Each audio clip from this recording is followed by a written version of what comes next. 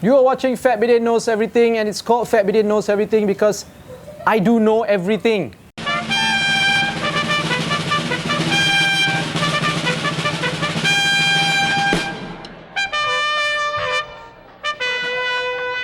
This week is going to be a low blow. This week is going to be a low-waisted shot against who else? Our bumbling health minister, Dr. Adham Baba. And we're going to be brought to you by Gardenia's chocolate raisin bread and a cup of hot coffee.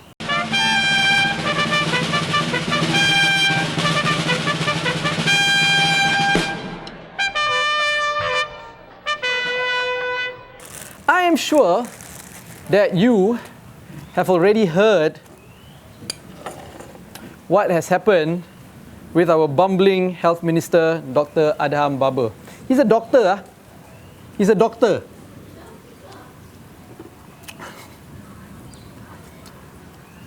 I can't get enough of the fact that a month ago, when the COVID-19 pandemic just happened, he went on national TV. I know, I've mentioned this at least 3 times already in my videos.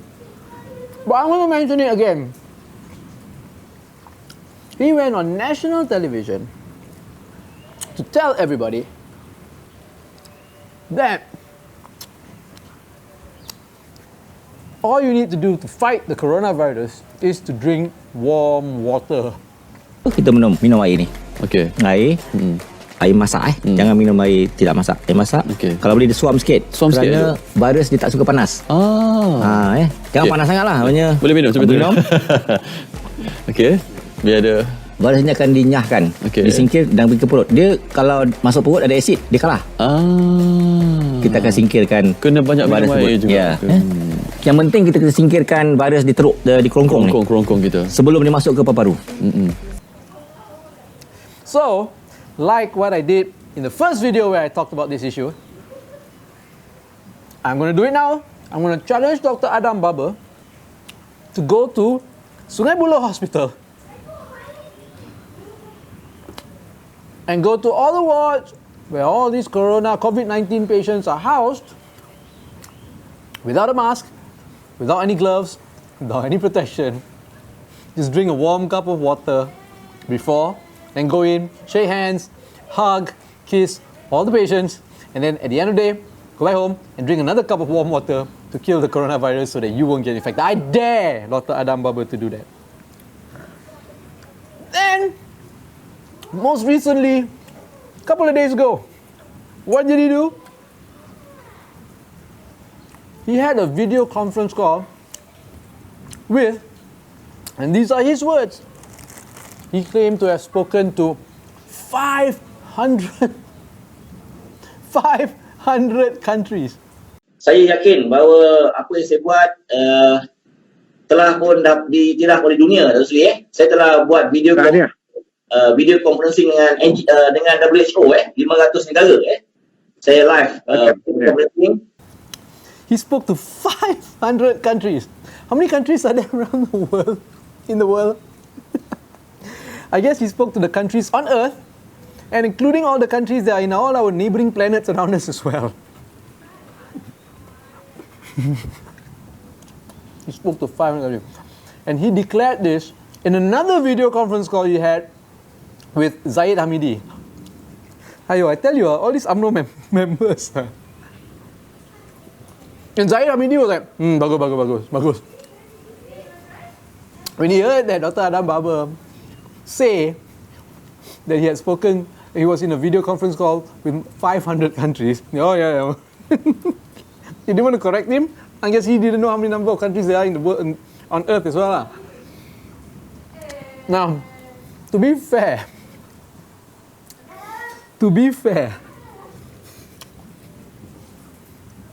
Dr. Adham Baba did come back and apologize and said that he was tersasul lah. He didn't say it correctly. He didn't mean to say 500 countries.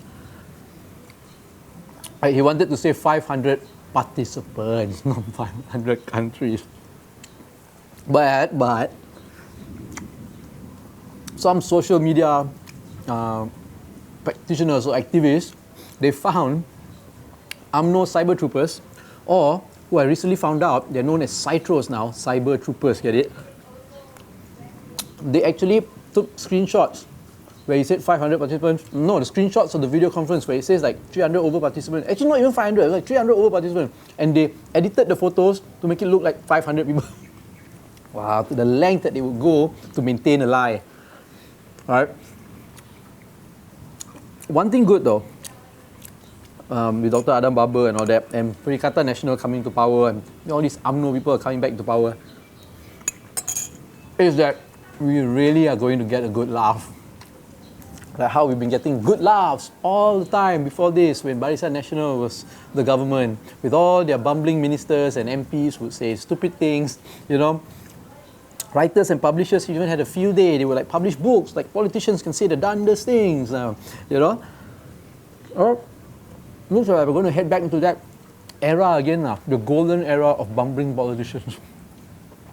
And this is a health minister who's supposed to be leading the country right now under this COVID-19 pandemic. Now, you guys know, right, that our DG of Health, Dr. Noor Hisham Abdullah, he was like selected to be like one of the top 3 best doctors around the world who's handling the COVID-19 situation, right? And this was like celebrated all around the world. I was in the media and all that. And when the news came out, Dr. Noor Hisham was very humble. During the press conference, people asked him how he felt when he, given this acknowledgement. He didn't make it about himself at all, right? He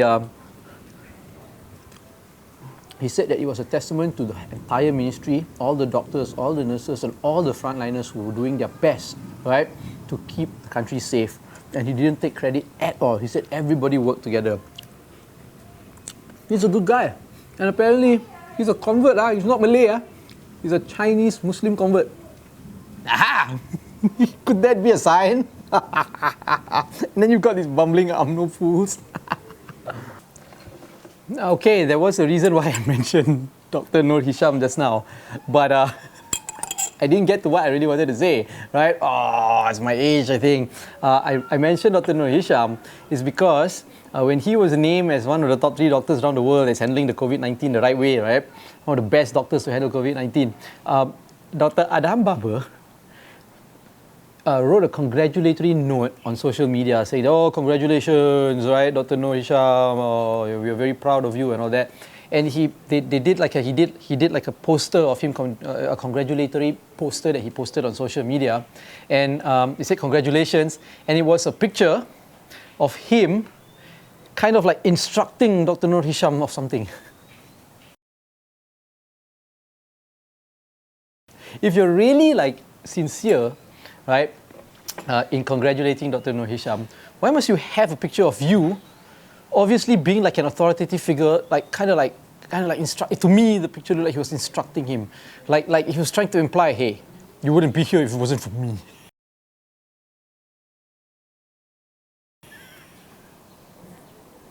Really, Dr. Adham Baba, really, Dr. Noor Hisham would not be there because of him. But anyway, I know. I thought I had a laugh. It's a very low blow, very easy content I'm doing, but I just couldn't help myself. It's just so very, very funny. Right? That's what I'm going to talk about today. If you got anything to add, please do. Please add. If you got any ideas of what you want me to talk about, so let me know. Now, we're in that section where I just highlight stuff and tell you stuff about things that tell you stuff that I find very interesting, right, in the last week or so. Now, this is what I want to recommend to you guys. It's a game, or it's a mobile game, an app, right, known as Bury Me My Love. Now, this is an app, a game where you pretend to be a refugee from Syria who has already escaped the country. You know, Syria and the war there and all that. I know everything pales in comparison with COVID-19 right now, but let's remember that things are still happening around the world, right? Right now, this app, my wife Cheryl, she found out about this app or this game. You download it and you pretend you are. It's like a role-playing game where you are a refugee from Syria who have escaped. You have escaped Syria, right? But your spouse, if you're a guy, you can pick your spouse to be your wife. If you're a girl, you can pick your spouse to be your husband. Or if you want to have a same-sex spouse, also can, up to you, right?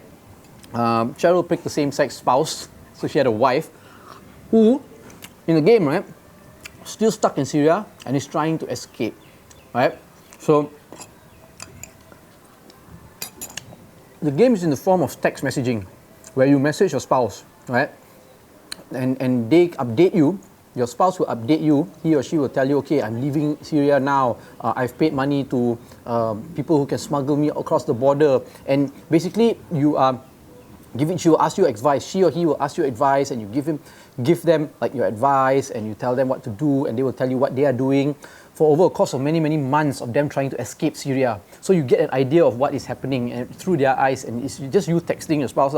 And it can be very dramatic, it can be very scary, it can be very happy, and the outcome can be very different. Your spouse might make it and escape Syria, right, into another country like maybe Germany or Spain or Greece or whatever, right, or the US or Canada. Or that means you're successful, the game is successful. Or your spouse might not make it, die, or disappear, and you stop getting your text messages, right? So it's so real. Now, it's a great game, I think, to create awareness about the refugee situation. Now, you have to pay for the app. I think it's about like 17 or 20 ringgit for the app, and apparently the proceeds go towards the refugees. And if you want to download the app, you will notice that a lot of reviews for the app are all very negative. There are a lot of negative reviews for the app. It's not a very good game, right? But I think the idea is great, and that's why I'm suggesting it, I'm recommending it. The idea is great. If enough people download it and give feedback of how they can improve the game, it might be a good thing, if they improve the game. And this kind of model, game, I call it game journalism, right? I'm a journalist, right? I look at everything that's journalism, and game journalism like this is great potential in telling stories. So yeah, I think if everybody just plays the game and then give feedback on how they can improve, in the future, they might develop even better games like this, where people can actually play games, enjoy a game, yet also be socially aware. Yeah. Try it. It's called Bury Me My Love. Right? Try and search for it, download it, and see what you think. I guess that's all we have for this week. Like this video. Don't like this video. Subscribe to the channel. You can follow us on all our social media platforms at Bidin, or you can go to fatbidin.com to get everything, right? Because everything's collated on the website. And that's it. You've been watching and listening to Fat Bidin Knows Everything. I've got 3 kids, 1 wife, and me to support.